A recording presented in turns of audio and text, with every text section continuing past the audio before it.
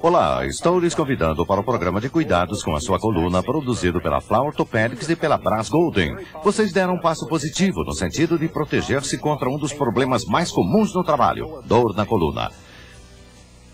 As causas mais comuns de dor nas costas estão relacionadas às condições que podemos modificar. Projeto ergonomicamente correto de seu posto de trabalho, técnicas corretas de levantamento, exercícios de flexão e alongamento e o uso do cinto suporte abdominal lombar da família Safety Lift são elementos chaves. Primeiro vamos ver como funciona a sua coluna.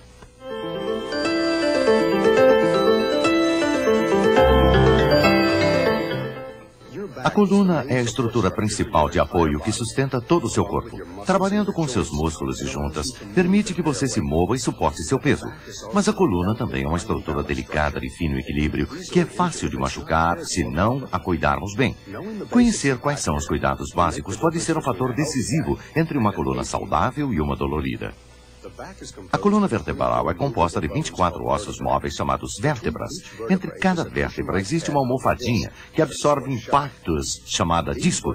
As vértebras e os discos estão seguros por ligamentos e por músculos que mantêm a coluna apropriadamente alinhada em 3 curvas balanceadas. Uma coluna saudável é uma coluna balanceada. A coluna consiste de 3 curvas que formam outra curva maior em forma de S. Elas são a curva cervical, a curva torácica ou dorsal e a curva lombar. A curva cervical consiste de 7 pequenas vértebras flexíveis que sustentam o crânio. A curva cervical tem uma ligeira inclinação para a frente. A segunda curva da coluna é a curva torácica ou dorsal. As 12 vértebras dorsais são de maior tamanho e mais rígidas. São o suporte principal da cavidade torácica. Destes ossos se estendem 24 costelas.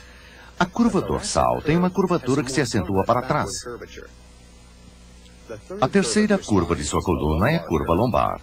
5 grandes vértebras lombares sustentam quase todo o peso do corpo. São flexíveis.